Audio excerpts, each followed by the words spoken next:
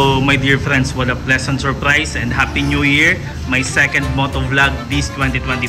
Kung hindi kayo familiar sa hugis ng katawan ng motor na to, this is the Benelli Panarea.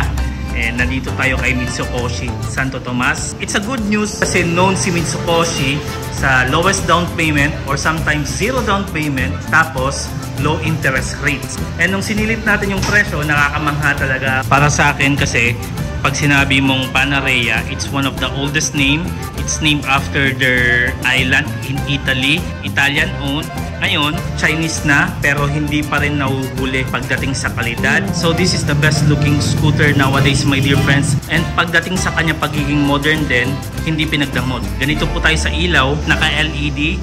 And kapag i-on mo ang kanyang DRL, ayan po yung lalabas. And kung mapapansin nyo, ayan o, branded po ng Benelli yung kanyang DRL. Headlight, ganito po. High beam, ayan po, malakas naman. Sa likuran, taillight, LED din. And ang kanyang brake light, amazing kung titignan nyo. Sadly, wala siyang hazard light. It's totally fine kasi kung titignan nyo naman, maganda yung kanyang disenyo.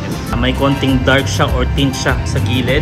Yung hugis niya, bumabagay sa color combination. Meron tayong Benelli bilog na logo on this part. Straight na silver line sa kanyang gitna. Kaya maganda talaga yung kanyang itsura. And kahit na yung mga maliliit na details na gustuhan ko talaga sa kanya, dito nakaposisyon yung kanyang busina pero ang ganda ng styling kumbaga. And kung ito lang yung titignan mo, ayun o, parang mata na nakangiti. Maganda din ang hugis ng kanyang front fender. Kung titignan nyo po, malahati lang siya kasi wala tayong butas dito sa harapan niya na usually made for airflow or aerodynamics. Pero pangsalo talaga yan ng dumi. Back then, limited sa colors si Panarea 125 dito sa Pilipinas. In the middle of 2024, nirelease nila tong color blue.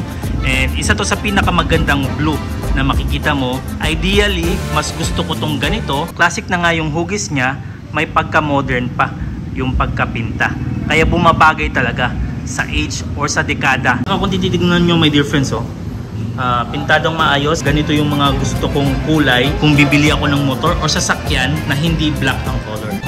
At saka design wise, kahit na yung kanyang gilid at saka yung kanyang ilalim, maganda din. May sticker tayo ng Benelli dito. Dito naman daluyan ng hangin kasi nga air-cooled tong motorsiklo na to. Meron siyang 124cc, 4-stroke, 2-valve, single cylinder. Meron siyang maximum power na 8.5 horses at 7,500 RPM. Tapos ang kanyang torque naman 9.2 Newton meters at 6,000 RPM. Ang kanyang top speed 90 kilometers per hour pero pwedeng tunuhan, EFI. Meron siyang kickstarter at saka electric starter pero wala siyang stop and start system. Disadvantage yun pero wheelbase 1,270 mm. Meron siyang ground clearance now 135 mm. Ang kanyang timbang magaan lang po, 104 kilograms and almost all steel yan my dear friends. And ang kanyang seat height 760 mm. Practical talaga siya my dear friends, lalong lalo na sa mga maliliit na rider katulad ni Ma'am Bel. Si Ma'am Bel mukhang matangkad lang yan pero she's 5 flat. Ayun o, dalawang paa, very practical yung kanyang pagpupo. Ayan, another seat height reference ng isang 5'2 rider, ganito naman po. Ayun, much more comfortable tignan kumbaga if you are 5'2. Almost flat foot eh. Pwede mo rin yung 1 feet kung gusto nyo. And massive shoutout kay Ma'am Bel at saka kay Ma'am Mikay. Ang kanyang maximum payload capacity 160 kilograms po. Kung naupuan ni Ma'am Bel kanina, masasabi ko talagang pasok na pasok kahit na hindi ka katangkaran. And isa sa magugustuhan mo sa kanya is yung kanyang kapal ng kanyang upuan. Pero dito, hindi siya malapad. Hindi rin bitin yung upo dito. And when it comes to the material, my dear friends, kung titignan nyo po, ang ganda ng kanyang leather material. Ay no, panalo. Stitching din, panalo. It's not that bright, pero para sa akin, okay pa rin in kalidad yung pagkakagawa. At saka Benelli branding tayo dito, nagustuhan ko rin siya. Wala lang, ganito yung mga scooter na gusto ko kasi nga ang ganda ng kanyang pagkakagawa at saka masasabi mong high quality siya. Kaya pwede pa rin pang long ride. I wouldn't suggest it. On the other hand, kasi nga dahil sa kanyang tangke, hindi siya GT o hindi siya pang long ride, pwede pa rin. Meron siyang gas tank 4.6 liters. Ang kanyang fuel consumption 46 to 50 km per liter. Sorry for the misinformation that I'm about to make.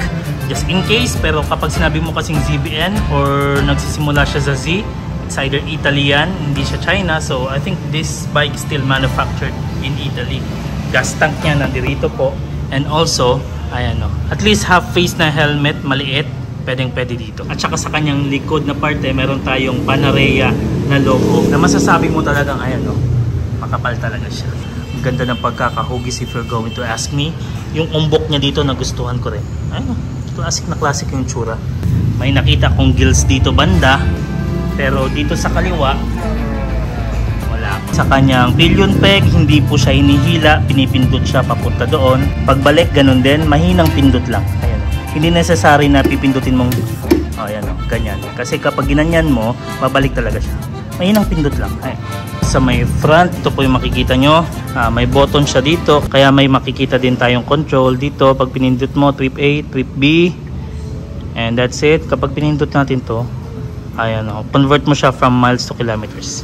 Dito na parte, fuel indicator. Maliit lang pero kitang-kita naman if you're driving slow. And speedometer on this part, odometer on this part. Orasan. Mga ilaw niya rin dito available. And kapag binuksan mo na yung ilaw, lalabas yung backlight niya na color blue dito. At saka puti naman dito. Turn signals din available din pagdating sa ilaw. Ayan o, high beam din available.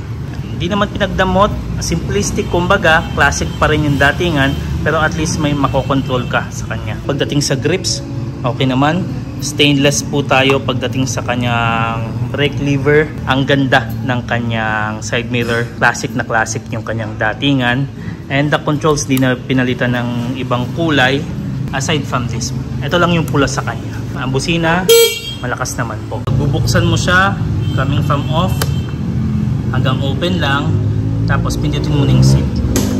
Ayun, tutunog naman siya. Tsaka glove compartment on this part. Hindi siya naka-cabinet, kaya kung may mga valuable ka na gamit, hindi mo pwedeng iwan. Towel siguro, pwede, gloves, pwede. Also on this part, ganun din. Pareho sila ng size ng kanan.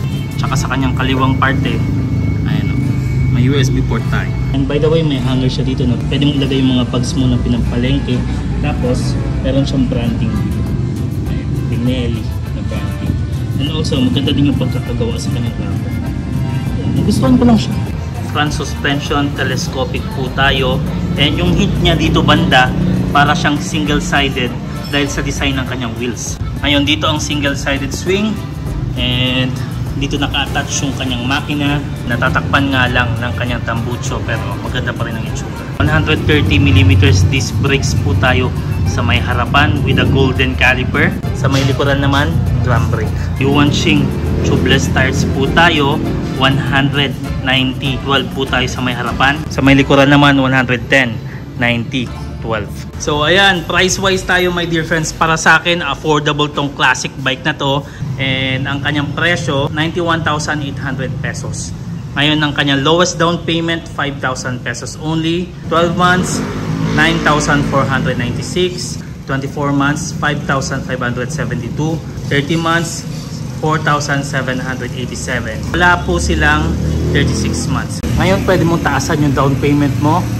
Sa 10,000 na down, ang kanyang 12 months, 9,008. 18 months, 6,530. Ang 24 months, 5,292. And ang kanyang 30 months, 4,548. Affordable pa rin and low interest if you're going to ask me. And if you pay on time, meron kayong rebates na 300 pesos. Massive shoutout kay Mitsukoshi. Visit Mitsukoshi Tibalog, Santo Tomas, Davao del Norte. Kung may inquiries kayo, I will link the description as well. Ngayon naman, kung may referral naman kayo for closed transaction, nagbibigay sila ng 500 pesos fee for referral. O, di ba? Ayos! At saka may free Makoto helmet din sila for every purchase of their motorcycle. Kahit ano po yan, wala silang pinipili. Yun yung maganda kay Mitsukoshi. Hindi talaga madamot, galante, at saka low interest rate. So visit them here if you have any more questions, or at least call or text them. Alright. Isa. Ano ang pambansang puno? Tree. What is your national tree? Wala. Pambansang bahay. Bahay tuto. Pambansang prutas. Manda. Pambansang fish o isda. What fish? Milkfish or bangus. Very good. Pambansang dahon. Dahon. Anahaw. Pambansang ibon, bird. Eagle. Pambansang bulaklak. What? Ano ito? Lampatita. Okay. Pambansang sasakyan. Pambansang sasakyan. Sasakyan. Ano ito? Ano ito? Ano what's this one? Tawesa. Okay, kalesa. Pambansang pagkain. Baboy. Okay. Pambansang hayop. Tayabaw. Very good. Okay.